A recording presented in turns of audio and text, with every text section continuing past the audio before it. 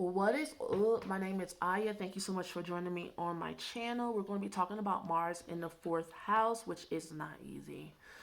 And anytime you're dealing with um, maybe primitive energies in the fourth house, it's going to feel and have an experience of being kind of harsh. So if you're dating a woman with Mars in the fourth house, she's probably attracted to someone who is not kind to her. She's trying to heal you. She was trying to heal her childhood. All right. Um, and she is wounded from the abuse that she's experienced in some way, shape, or form. Okay. So, again, with Mars energy, especially, it is heavily dependent upon what is aspected to. Because, say, you have Pisces in the fourth house with Mars, then the rage will be more of a narcissistic variety, to where it's underhanded and you might not see it clearly, but you know you're hurt by looks and by, you know, um, people. It feels like you're stressed out in your environment, because sometimes narcissistic parents don't necessarily yell at you, but you have to walk around eggshells around them because they're always mad, but they don't ever tell you why, and you feel like it's your fault. And so there will be this inner rage. A lot of times when I'm dealing with people with um, aspects to their fourth house or to their moon that are inauspicious, meaning unlucky, that sometimes people don't know. They're like, because I'll see things in a chart, and I'm talking to you online and it's in general, so I can be a bit more uh, flamboyant in my interpretation. I can take liberties and freedoms and just kind of like tell it like it is, so to speak. But in personal session with me, I tread very lightly and I'm very respectful of where someone actually is in their psychology. See, a lot of you are maybe attracted to the way I interpret, but I understand that it's different from when I'm talking to you like this than when we're face to face on FaceTime or something. I'm talking to you as a human being.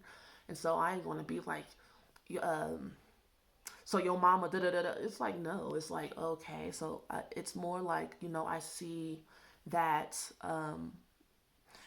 your mom experienced some trauma in her life that caused her to maybe take things out on you, and then I'll allow you to respond to that, because Mars in the fourth house would denote a mother that is not emotionally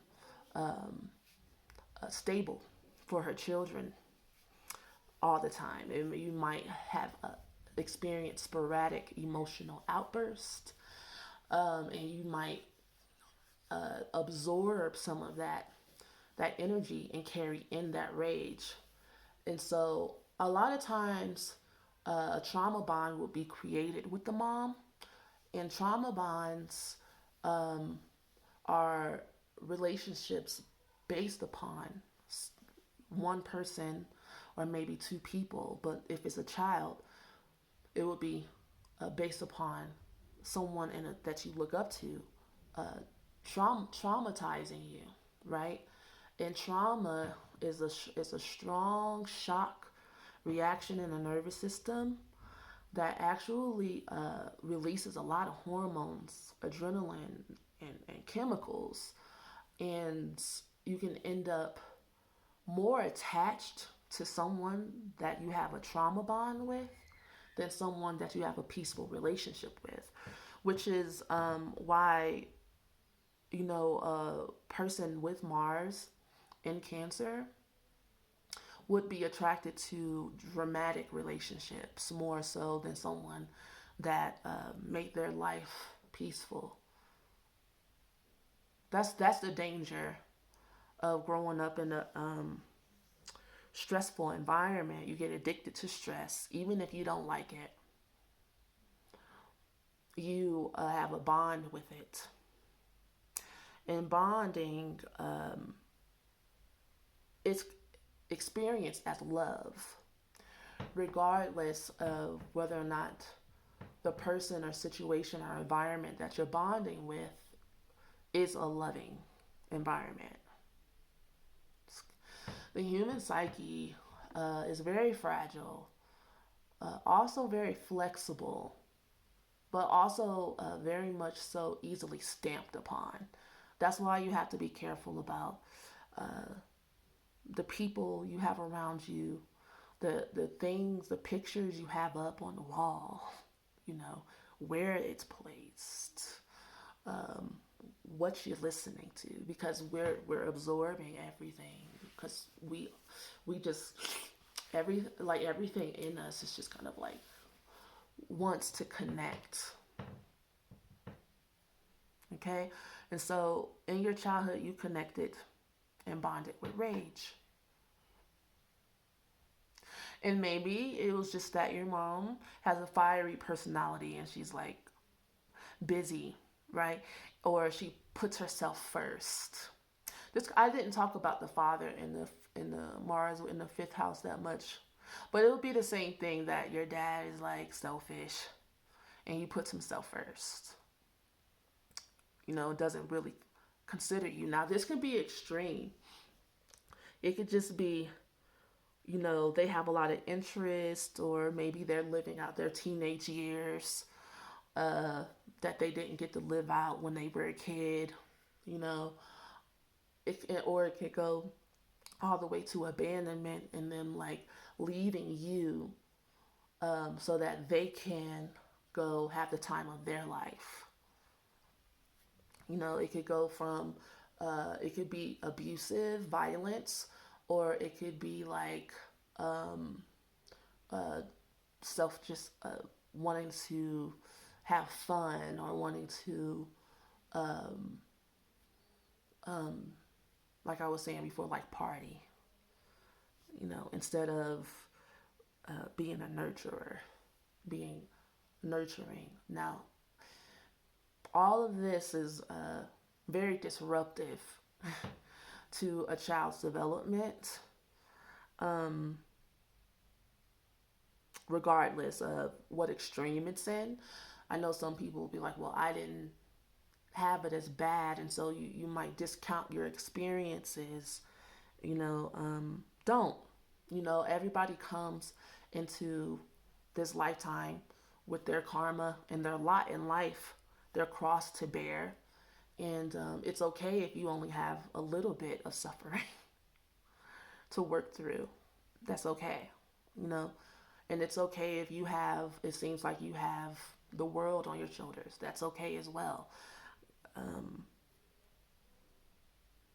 It just depends upon how you experience things in your nervous system.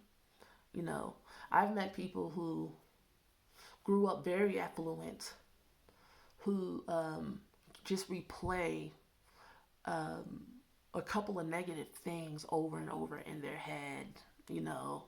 And I'd be like, in my world, I'd be like, that's it.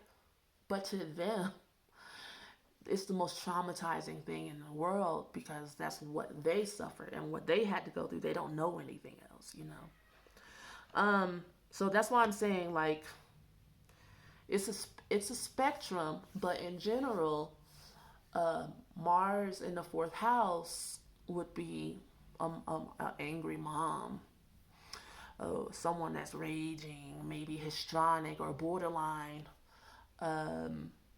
And it could denote issues as well with children, as far as your own personal relationship with your own children, and childbirth and stuff like that. Now, when it comes to like pregnancy and childbirth and stuff, you do look at Cancer energy, the moon energy in a chart, and you do look at the fifth house energy in a chart, you can also look at the eighth house. Um, but what's most important is transits when it comes to seeing like when you're going to give birth. You would look at aspects of transits of Jupiter blended in with other aspects as well. That angle of the Imam Koli is important, and also moving into the fifth house. And so there's lots of things to talk about when it comes to Mars in these personal houses. Mars can be kind of harsh to these really sensitive energies, and so um, like I always say, with this energy, it might be a bit hard to face. I was going to say, like I always say, be gentle with yourself. But first you have to admit that there's an issue, and because it's the fourth house, a lot of times energies in the fourth house can feel like that's normal. You know, until you look at like maybe the path you're going down in your life and some of the decisions that you're making that seem second nature to you, you know, and maybe you're not happy with them. You have to check yourself and be like, am I happy with like my personal life and what I allow in my space? Because Mars in the fourth house would denote maybe a mom that scared you, or maybe you had nightmares growing up, or you weren't comforted when you were scared, or when you weren't allowed to be angry. And so you might be a bit of a pushover. And a lot of times people who are pushovers don't know that they're pushovers. Yeah. Until somebody that cares about you be like, you know what, you should stand up for yourself. Or it could denote someone who stands up for themselves all the time because they're mad. You know, could denote someone who's triggered all the time and be like on edge all the time and ready to fight. But I kind of doubt it though. I kind of doubt it. It's like the fourth house of the moon in Cancer is very psychological. So you'll tend to hold it in and maybe have self hatred and take it out, that rage, on yourself more so than other people. Now, in personal relationship with you, yeah, people will feel the coldness when you go through your different cycles of your pain body. But for the most part, you just might, just keep a poker face and not allow people to see that you're hurt.